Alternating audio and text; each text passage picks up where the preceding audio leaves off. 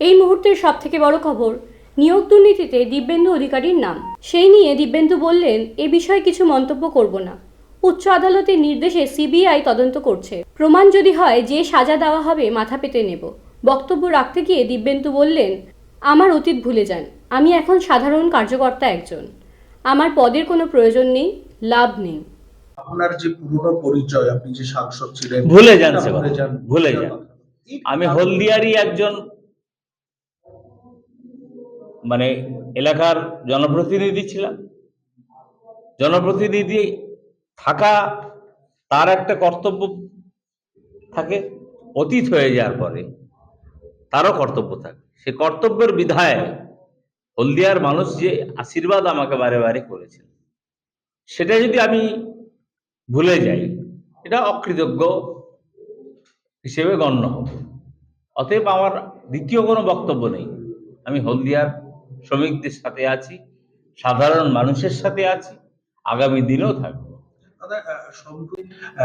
আপনার যেটা আগেও আপনি বললেন যে আপনি যে সাংসদ ছিলেন বা সেটা পরিচয় বলে যে কোনো আন্দোলনে আপনাকে ডাকলে আপনাকে সেখানে পাওয়া যাবে। সাংসদটা বড় জিনিস নয়, মানুষ পদের লোভে কি রাজনীতি করে। আজ আমার পদ নেই, তা বলে আমি মনে করবো না আমি ভারতীয় জনতা পার্টির একজন কার্যকর্তা। সেখানে তো বিরোধীরা একটা ভাবে যে যেহেতু নিয়োগ দুর্নীতি সংক্রান্ত দিব্যেন্দু অধিকারীর নাম জড়িয়ে গেছে, সেই তারপরে তো আমি রাস্তায় ঘুরছি, বক্তৃতা করছি। ক্লিন চিট করার জন্য না না না, কোনো ক্লিন চিটের প্রশ্নই নেই। ক্লিন চিট কেন দেবে? যদি আমি সুপারিশ করে থাকি, কেন্দ্রীয় তদন্তকারী সংস্থা হাইকোর্টের মনিটরে গোটাটাই হচ্ছে। হাইকোর্টে যারা বিচারক, মাননীয় সম্মাননীয় বিচারক থাকেন, তারা কখনো আমাকে রিল্যাক্সেশন দেবেন না, সে যত বড় মাপের মানুষ হোক না কেন। অতএব এটাকে নিয়ে বেশি ঘাঁটবেন না। আপনারা ঘাঁটছেন, আপনাদের ওই সংবাদ তৈরি করা আর রস দিয়ে একটু মিষ্টির মতো করে খাইয়ে দেওয়ার অভ্যাস আছে। আমি হতে গেছি, আমি খুব খুশি। সংবাদের শিরোনামে ছিলাম না, গতকাল আবার আজকে দেখি প্রথম পাতায় আমার নাম। আমি খুব খুশি। এরকম যদি মাঝে মাঝে আসে আরো ভালো কথা। যে রিপোর্ট দিচ্ছে সেখানে একটা সুপারিশ পত্র আপনার তরফ থেকে গিয়েছিল নিয়োগ দুর্নীতি প্রাথমিকের ক্ষেত্রে, এই বিষয়টা সম্পূর্ণ বিষয়টা মহামান্য উচ্চ আদালতের তত্ত্বাবধানে কেন্দ্রীয় তদন্তকারী সংস্থা করছে। যা বলার কেন্দ্রীয় তদন্তকারী সংস্থাই বলছে। জগন্নাথ চট্টোপাধ্যায়কে গতকাল আপনি একটা আইনি নোটিশ পাঠিয়েছেন ফেসবুক পোস্টে, এই বিষয়টা ব্যক্তি জগন্নাথ চট্টোপাধ্যায় একটা কথা লিখেছিলেন, যেটা আমার মনে হয়েছে আমার সম্মানহানি হয়েছে।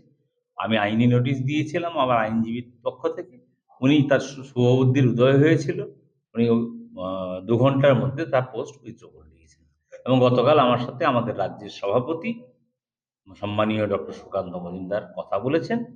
আমার এই চ্যাপ্টার নিয়ে আপনারা আর বিশেষ করে জল ঘোলা করার চেষ্টা করবেন। একটা বিষয় সেটা হচ্ছে যে বিভিন্ন সমাজ মাধ্যমে বিভিন্ন রকম ভাবে বলা হচ্ছে বা বিভিন্ন জায়গা থেকে বলা হচ্ছে যে শুভেন্দু অধিকারী যেহেতু নিয়োগ দুর্নীতির বিরুদ্ধে রাস্তায় নেমে প্রতিবাদ করছে, আমিও বলছি তো, আমিও নিয়োগ দিব্যেন্দু অধিকারীর নামটাকে সামনে রেখে আপনাকে একটা কথা বললাম, প্রমাণ যদি হয়, দিব্যেন্দু অধিকারী তো অত বোকা নয়, গলায় দড়ি দিয়ে ঝুলে পড়বো এ কথা বলতে পারবো না।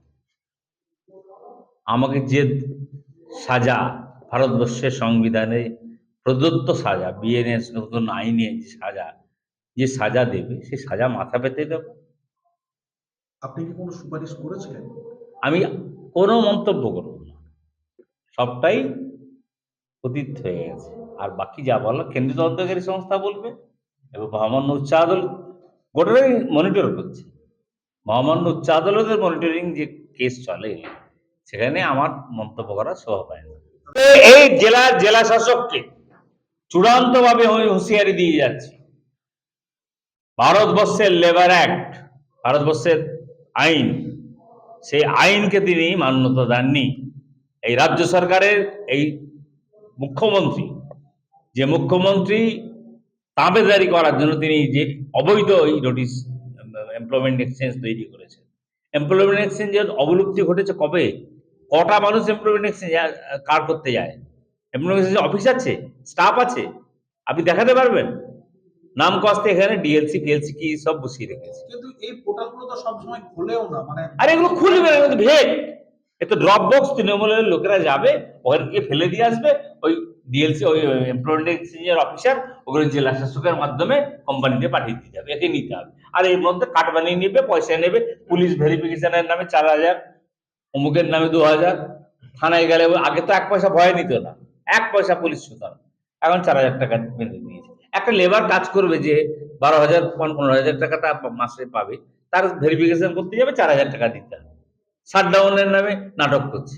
এইসব আমাদের নজরে আছে, আমরা কিন্তু কোনটা ছেড়ে কথা বলবো না। ভাববেন না যে ভারতীয় জনতা পার্টি মারা গেছে বা বিএমএস কে যুক্ত করবো না এর সাথে, এটা ওটা অরাজনৈতিক সংগঠন। আমি ভারতীয় জনতা পার্টি কার্যকর্তা হিসেবে বলবো, আমার প্রণম্য ব্যক্তি তিনি এই জেলার সভাপতি ছিলেন, তিনি আমার সাথে আছেন, আমি গর্বিত এইসব মানুষের পাদস্পর্শের থেকে ভারতীয় জনতা পার্টির হয়ে কাজ করা।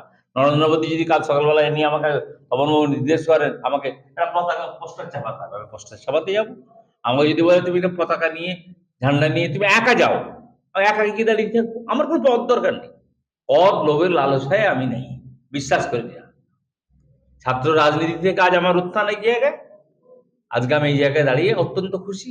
আজ কার্যকর্তা হিসেবে আমার ভারতীয় জনতা পার্টির মানুষ যেখানে চাইবে, যখন চাইবে, যে অবস্থায় চাইবে আমি যাব।